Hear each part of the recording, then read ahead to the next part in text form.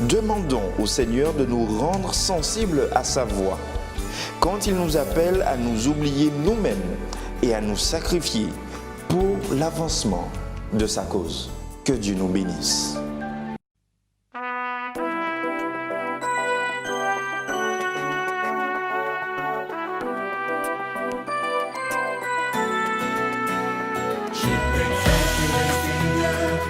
Tu m'as relevé, tu m'as redonné la force d'espérer en des cris de joie. Tu as changé mes pleurs, tu m'as redonné la foi, tu as dissipé mes peurs. Je te glorifierai, je te chanterai, je te célébrerai tant que je vivrai. Tu m'as connu tous ces croix.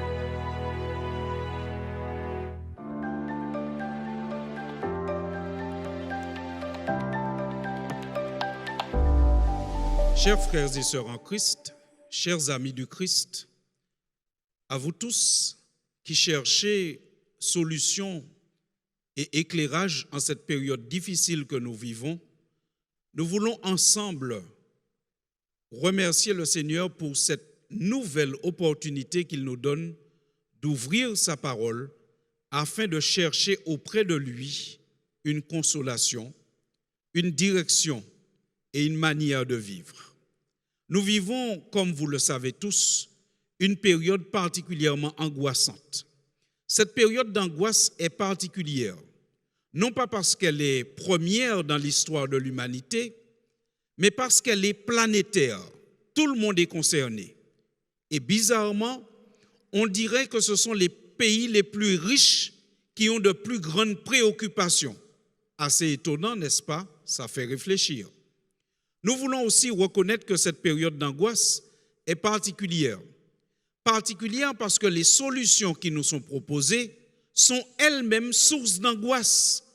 Nous vivons un temps où lorsqu'on propose une solution à la société, lorsqu'on propose une solution au peuple, au lieu de susciter la joie, la solution suscite plus de méfiance, plus d'inquiétude et peut-être même plus d'angoisse encore que le mal. Que faire face à tant d'angoisse?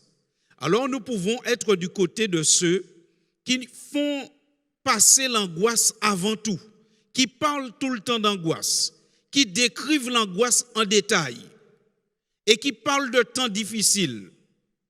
Mais en quoi cela nous aide-t-il? Pas vraiment. Cela ne nous aide pas vraiment. Nous pouvons avoir une autre perspective sur la vie et sur l'actualité. Au lieu de considérer seulement l'angoisse, nous pouvons considérer ce que Dieu peut faire pour son peuple, pour ceux qui se confient en lui dans un temps pareil. La Bible nous invite à prendre Dieu comme ami. Et lorsque nous avons Dieu en tant qu'ami, dans les périodes d'angoisse, de doute et de difficulté, nous pouvons compter sur lui et nous le voyons agir puissamment. Oui, nous pouvons avoir Dieu comme ami. La Bible dit dans le livre de l'Exode que Moïse et Dieu se parlaient comme des amis. Exode 33 au verset 11. Et Jésus lui-même, quand il est venu, il a dit à ses disciples dans Jean 15, à partir du verset 13 jusqu'au verset 15, « Je ne vous appelle plus serviteurs, mais je vous appelle mes amis. » Dieu désire être notre ami. Il désire être l'ami de tous les hommes. il en a donné l'exemple et le témoignage. Mais comment fonctionne l'amitié selon Dieu? L'amitié selon Dieu est racontée, présentée de manière très simple dans le livre des Proverbes au chapitre 17 et au verset 17. Nous lisons ce qui suit. L'ami aime en tout temps, et dans le malheur, il se montre un frère. Pour Dieu, l'amitié doit s'intensifier dans le malheur. L'amitié doit même franchir un cap. On va passer de l'amitié à la fraternité. L'ami aime en tout temps, mais dans le malheur, il se montre un frère. Toujours dans le même livre des Proverbes, au chapitre 18 maintenant et au verset 24, la Bible dit « Celui qui a beaucoup d'amis les a pour son malheur, mais il est tel ami plus attaché qu'un frère. » Dieu a une conception de l'amitié qui fait que lorsqu'on a un ami, si on n'en a pas beaucoup, ce n'est pas grave. Mais cet ami, c'est une personne sur qui on peut compter, une personne qui agira particulièrement lorsque nous sommes en difficulté. C'est pour cela que nous disons dans cette méditation, qu'il est bon de prendre Dieu pour ami. Dans un temps d'angoisse tel que celui que nous vivons, prenons Dieu pour ami. Arrêtons de focaliser sur les angoisses du monde, sur les problématiques, mais focalisons sur une relation amicale avec Dieu qui va s'intensifier plus les difficultés seront présentes. Et là, nous découvrirons quelle est la puissance, la grandeur et la bonté de Dieu. Pour illustrer ce propos, nous pouvons nous rendre dans le livre des Actes. Ce livre qui raconte les actes des apôtres, c'est-à-dire ce qu'ils ont fait avec la mission que Christ leur a confiée après son départ. Après que Christ soit monté au ciel, les apôtres ont été actifs, très actifs.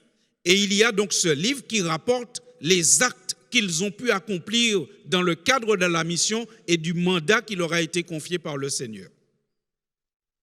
Dans ce livre des Actes, nous trouvons les apôtres en difficulté, certes, mais nous trouvons surtout Dieu, leur ami, actif. Prenons le livre des Actes au chapitre 11. Au verset 28 de ce chapitre 11, la Bible nous dit qu'il y avait une période difficile à un moment. C'est ainsi présenté. L'un d'eux, nommé Agabus, se leva et annonça par l'Esprit qu'il y aurait une grande famine dans toute la terre. Elle arriva en effet sous Claude. Voici le contexte est posé. L'un des chrétiens prophétise qu'il y aura une grande famine sur toute la terre. Période difficile, période compliquée. Mais ce qui est beau, c'est que vous allez voir, si vous prenez le temps de lire le livre des Actes au chapitre 11 et au chapitre 12, que l'auteur, c'est-à-dire le Saint-Esprit, ne va pas tellement s'attarder pour détailler la famine, les causes de la famine, qui en est responsable. Mais ce qui sera présenté en détail, c'est comment Dieu agit au travers de son Église et directement lui-même. D'abord, nous lisons dans Acte 11 au verset 29 que les disciples résolurent d'envoyer chacun, selon ses moyens, un secours aux frères qui habitaient la Judée. Notons premièrement que les frères sont solidaires, que les frères s'entraident, que les frères pourvoient aux besoins des autres. Oh oui, chers amis, le temps est compliqué, difficile. Ne passons pas tout notre temps et ne dépensons pas toute notre énergie à chercher qui est responsable. Cherchons plutôt à savoir comment nous pouvons être utiles à ceux qui souffrent. Comment nous pouvons réaliser ce qui est dans Acte 11 au verset 29. Apporter un soutien à ceux qui sont dans le besoin. Et si nous avons ce désir profond, nous allons créer la joie. Ne serait-ce qu'une petite joie, mais nous allons créer la joie. Et si nous avons ce désir profond d'aider l'autre, le Seigneur nous accompagnera et il nous donnera des moyens pour nous-mêmes et des moyens à partager avec ceux qui sont dans le besoin. Et vous verrez que leur malheur ne s'arrête pas là, puisque la Bible dit maintenant dans Acte 12 au verset 1er que vers le même temps, le roi Hérode se mit à maltraiter quelques membres de l'Église et il fit mourir par l'épée Jacques, frère de Jean. En plus des difficultés à vivre que l'Église confronte, que les chrétiens confrontent, il y a une famine sur toute la terre. Voici s'ajoute à cela la persécution. Persécution qui va jusqu'au point où un des apôtres, Jacques, est mis à mort par l'épée, terrible, sanglant. Hérode, voyant que cela plaît au peuple de mettre un apôtre à mort, parce que vous savez, quand il y a des difficultés dans le monde, très souvent, la réaction, c'est de chercher un bouc émissaire, un responsable, quelqu'un par qui le malheur est arrivé et il faut l'éliminer. Ne soyons pas étonnés que ce même schéma d'action revienne dans nos jours, puisqu'il y a de nombreuses difficultés et que les difficultés vont en grandissant. Ne soyons pas étonnés que très bientôt, on se mette à chercher un bouc émissaire. En tout cas, chers amis chrétiens, ne participons pas à cette logique. Le malheur n'est pas toujours venu du comportement d'une personne, quand bien même cette personne ne croit pas et ne pratique pas comme nous. N'entrons pas dans cette politique de bouc émissaire, de persécution, de destruction de ceux qui sont différents. La Bible nous dit que puisque cela plaisait au peuple, Hérode va décider de mettre Pierre en prison avec le même projet qu'il a eu pour Jacques, c'est-à-dire le faire mourir. Il prend toutes ses précautions. Il le met dans une prison sécurisée, il le fait bien garder, et on pourrait même dire hyper bien gardé. Mais ce qu'Hérode avait négligé, c'est que Dieu est un ami pour ses enfants. Et dans le malheur, il se montre un frère. Ce qu'Hérode avait ignoré, c'est qu'il n'avait pas en face de lui juste des hommes désarmés, mais il avait aussi en face de lui l'Éternel des armées, celui qui veille sur ses enfants. Et la Bible nous dit, alors qu'il a mis Pierre en prison et qu'il l'a fait bien garder et qu'il pensait le tuer comme il a tué un apôtre déjà, la Bible nous dit que le Seigneur va intervenir avec puissance. Il va manifester sa gloire. Il va se comporter, le Seigneur, en ami frère. Il va délivrer Pierre et l'Église va se réjouir. Mais mes chers amis, j'aimerais attirer votre attention sur le verset 5 du chapitre 12 du livre des Actes, où la Bible dit, Pierre donc était gardé dans la prison et l'Église ne cessait d'adresser pour lui des prières à Dieu. Voilà la mission de l'Église. Prier pour ceux qui sont en difficulté. Prier alors que nous vivons une période d'angoisse. Prier, être ensemble. Chers amis, ce n'est pas le temps pour l'Église de fouiller toutes les pages secrètes d'Internet pour chercher des choses sur des sociétés secrètes. Ce n'est pas le temps de faire ces choses. Ce n'est pas le temps de s'adonner à ces choses. Ce n'est pas le temps de perdre son temps et son énergie dans cela. Ça n'apporte rien. Ce qu'il faut faire, c'est que l'Église se mette en prière. C'est que l'Église se mette en prière et à prier. C'est que l'Église devienne solidaire, soutenant le bras de celui qui est affaibli. C'est que l'Église se mobilise pleinement pour la prédication de l'Évangile, s'investissant en temps et en argent pour permettre la prédication de l'Évangile. Nous voyons qu'Hérode a très mal accepté cette intervention du Seigneur. Puisque la Bible nous dit, au verset 18, toujours du chapitre 12 du livre des Actes, Quand il fit jour, les soldats furent dans une grande agitation pour savoir ce que Pierre était devenu. Hérode s'étant mis à sa recherche et ne l'ayant pas trouvé, interrogea les gardes et donna l'ordre de les mener au supplice. Ensuite, il descendit de la Judée à Césarée pour y séjourner. Ce passage montre qu'Hérode n'en avait pas fini avec les chrétiens. Ce passage montre toute la méchanceté d'Hérode.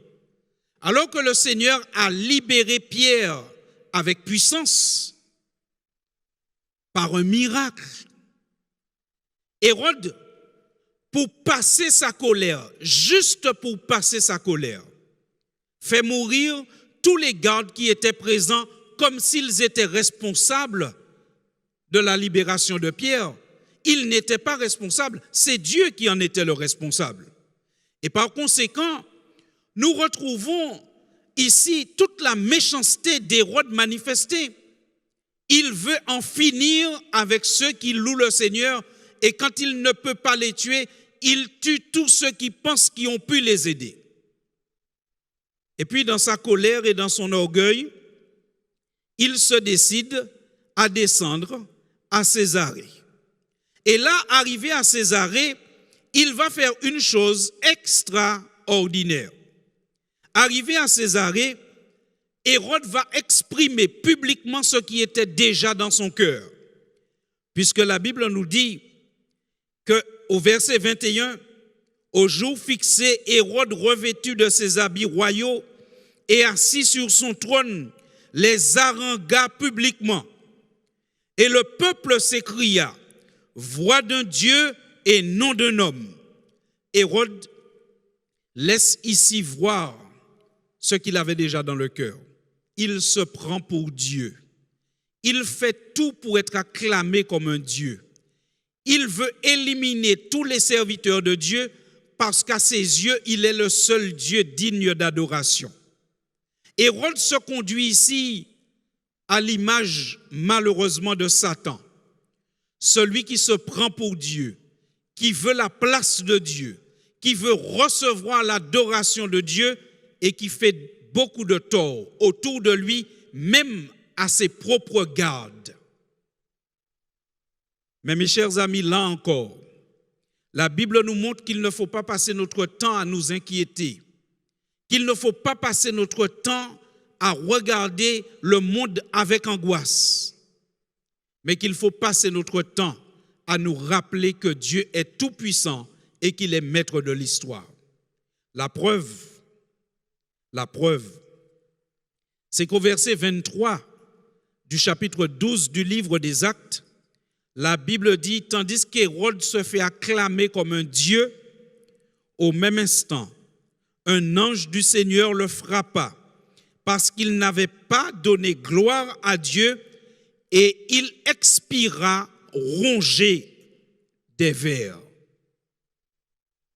Terrible comme verset, triste comme verset.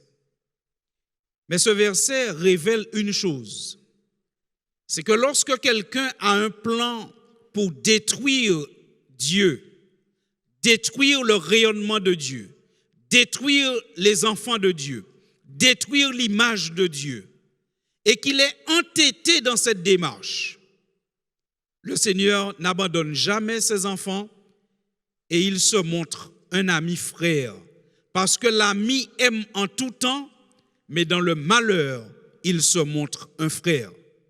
Oh mes chers amis, si vous pensez que le monde traverse une grande période d'angoisse, vous n'avez pas tort. Mais vous devez surtout penser que Dieu, dans cette grande période d'angoisse, manifestera une grande puissance et un grand amour en faveur de ses enfants. Et nous avons dit il y a quelques minutes qu'Hérode se comportait à l'image du diable qui veut de tout temps prendre la place de Dieu. Nous pouvons vérifier cela dans le livre de l'Apocalypse au chapitre 13. Dans ce livre de l'Apocalypse, dernier livre de la Bible, au chapitre 13, il y a un verset qui mérite toute notre attention dans le cadre de cette réflexion. Dans Apocalypse 13 au verset 4, la Bible dit ceci. La Bible dit qu'il y a une partie du monde à la fin des temps qui adore le Seigneur. Mais il y a une autre partie du monde qui adore le diable. Lisons. Apocalypse 13 au verset 4. Et ils adorèrent le dragon parce qu'il avait donné l'autorité à la bête. Ils adorèrent la bête en disant, qui est semblable à la bête et qui peut combattre contre elle? Quelle manifestation d'orgueil et de prétention! Ce verset nous révèle que le diable, depuis toujours, il cherche à capter l'adoration de l'homme. Mais n'oublions jamais une chose, seul Dieu est digne d'adoration. Ni le diable, ni le chocolat, ni les acteurs de télé ne sont dignes d'adoration. On emploie cette expression souvent à la légère. J'adore le chocolat. Non, mes amis, on peut aimer le chocolat, on peut l'apprécier, mais on n'adore que Dieu, car Dieu seul est digne d'adoration. Celui qui est digne d'être adoré, c'est celui qui nous a créés. C'est celui à qui nous devons la vie, soumission et obéissance. Nous ne devons pas soumission et obéissance au chocolat. Si nous nous mettions à nous soumettre et à obéir au chocolat, eh bien nous serions bien malades et très vite. Nous devons soumission, adoration à Dieu et à Dieu seul. Mais la Bible nous montre que l'ennemi cherche à capter ce qui appartient et ce qui revient à Dieu et à Dieu seul, l'adoration des hommes. Que va-t-il se passer à cause de cette prétention malsaine?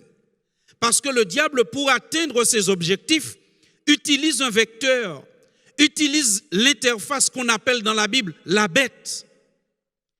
Que va-t-il arriver? Vont-ils avoir du succès? Vont-ils capter toute l'adoration due à Dieu? Mes chers amis, souvenez-vous d'Hérode. Hérode a tout fait pour être acclamé comme Dieu. Mais ça n'a pas duré bien longtemps. Pour le diable et tous ceux qui l'utilisent comme système et comme moyen pour atteindre cet objectif, ce sera la même fin que pour Hérode. Nous pouvons lire cela dans le livre de l'Apocalypse toujours, au chapitre 20 et au verset 10. Le livre de l'Apocalypse au chapitre 20 et au verset 10, la Bible nous dit « Et le diable qui les séduisait fut jeté dans les temps de feu et de soufre, où sont la bête et le faux prophète, et ils seront tourmentés jour et nuit au siècle des siècles. » Encore au verset 14, la Bible parle toujours de cet étang de feu et dit « Et la mort et le séjour des morts furent jetés dans l'étang de feu. » C'est la seconde mort, l'étang de feu. Hérode agissait à l'image du diable. Il a voulu se faire adorer, persécuter les enfants de Dieu. Il a voulu augmenter les douleurs des enfants de Dieu. Ça n'a pas duré bien longtemps parce que le Seigneur est intervenu. Le diable lui-même et tout ce qu'il utilise comme système pour capter l'adoration due au Seigneur, pour persécuter les enfants de Dieu, augmenter les douleurs de la terre, le diable lui-même connaîtra la même fin qu'Hérode. Le Seigneur interviendra et il sera jeté dans les temps de feu et de soufre avec tous ses suppôts, tous ses complices, la bête et le faux prophète. Et la Bible appelle ce lieu la seconde mort. Cela signifie que le diable et tous ceux qui l'accompagnent dans son œuvre de destruction et de torture de l'humanité seront un jour enlevés de l'univers. Chers amis, voici la clé de ce que nous voulions vous proposer en ce moment comme réflexion. Ne passons pas notre temps, n'utilisons pas notre énergie à chercher à comprendre tous les détails de l'angoisse et des menaces. Mais passons plutôt notre temps à nous rappeler et à méditer que Dieu est un ami frère. Dieu est un ami qui aime en tout temps et qui dans le malheur se montre un frère. Quand le malheur est grand, l'amour et la puissance de Dieu se manifestent avec d'autant plus de grandeur pour venir en aide à ses enfants. Oh mes chers amis, ne nous laissons pas dévorer par l'angoisse. Ne nous laissons pas captiver par l'actualité. Vivons cette espérance que bientôt le mal ne sera plus. Mais en attendant, devenons amis de Jésus. Devenons amis de Jésus, afin que dans le malheur, il se montre un frère pour nous. Et Jésus l'a dit dans l'évangile de Jean, au chapitre 15, versets 13 à 15, il a dit, vous êtes mes amis si vous faites ce que je vous commande. Jésus veut que nous puissions entrer dans une relation de proximité et d'obéissance avec lui. Une relation de confiance. Une relation où nous n'aurons pas à tourner les regards à droite et à gauche, mais nous aurons seulement à lever les yeux en haut. Nous aurons en nous le pouvoir de l'espérance. Et ce pouvoir nous permettra d'affronter le présent et d'envisager le futur avec confiance, sachant que nous avons un ami tout-puissant qui se montre un frère dans le malheur. La Bible nous invite à conclure cette réflexion en prenant un verset qui se trouve dans le livre de l'Apocalypse, toujours au chapitre 3. Et ce sera notre conclusion. C'est une parole du Christ dans le livre de l'Apocalypse au chapitre 3, verset 10 et verset 11. Et voilà ce que le Christ déclare à ses enfants. Parce que tu as gardé la parole de la persévérance en moi, je te garderai aussi à l'heure de la tentation qui va venir sur le monde entier pour éprouver les habitants de la terre.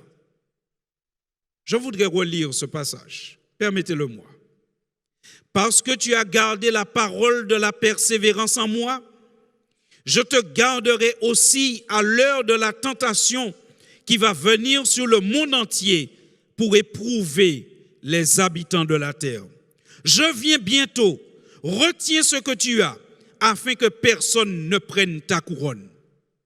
Chers amis, chers frères et sœurs, chers amis du Christ, voici ce que le Seigneur déclare ce matin. Il viendra des temps difficiles, mais ne vous inquiétez pas trop de cela. Il y aura des problèmes qui vont s'ajouter aux problèmes, un peu comme Hérode le faisait. À la famine, il a ajouté la persécution. Mais le Seigneur dit, une chose, une seule doit être notre préoccupation. Garder la parole de la persévérance en Christ. Garder le lien avec Christ. Christ qui dit, je reviens bientôt. Retiens ce que tu as.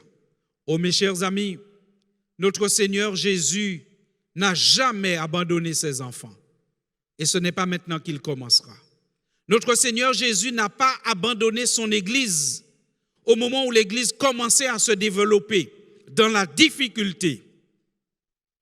Il n'abandonnera pas non plus son Église à la fin des temps, quand l'Église doit terminer la prédication de l'Évangile et le témoignage dans des temps bien difficiles. Partageons la bonne nouvelle. Invitons nos amis à poser un autre regard sur la vie. Non pas le regard de l'angoisse, mais le regard de l'espérance. Le regard qui nous rappelle que nous avons un ami frère, un ami qui aime en tout temps, mais qui se montre un frère dans le malheur, et cet ami s'appelle Jésus-Christ. Chers frères et sœurs, chers amis du Christ, vivons cette réalité pleinement. Proclamons cette réalité pleinement. Invitons tous nos amis à entrer et à vivre le pouvoir de l'espérance. Invitons-les à suivre ces conférences qui sont diffusées sur 3 chaînes de télé, diverses chaînes YouTube et des radios chaque soir jusqu'au 27 décembre. Oh chers amis, ayons cette lucidité de partager cette bonne nouvelle et de vivre cette bonne nouvelle. C'est la seule solution pour ceux qui veulent traverser ces temps difficiles. Prions donc ensemble. Merci Seigneur. Merci de te présenter à nous comme un ami qui veut être un frère. Merci pour tant d'amour que tu as déjà manifesté envers nous. Merci pour ta parole, Seigneur, parce que nous y trouvons des modèles de ce qui va se passer à la fin des temps. En miniature, certes, mais nous sommes rassurés parce que nous savons que tu restes toujours au contrôle et que tu n'abandonnes jamais tes enfants. Oh oui, Éternel, dans ton amour et dans ta bonté, tu nous as envoyé Jésus-Christ. Oh oui, Seigneur Jésus, dans ton amour, tu es venu mourir pour nous afin que nous ayons le pardon de nos péchés, mais tu reviens bientôt et nous voulons publier cette bonne nouvelle. Éternel, garde-nous s'il te plaît en ta paix, garde-nous dans la sérénité, au nom de Jésus. Amen. Chers amis, je vous invite à poursuivre cette prière individuellement, à poursuivre l'étude de la Bible que nous avons eue ce matin. Et surtout, je vous invite à publier l'espérance. Jésus revient bientôt. Jésus veille sur ses enfants. Que Dieu nous bénisse et à très bientôt.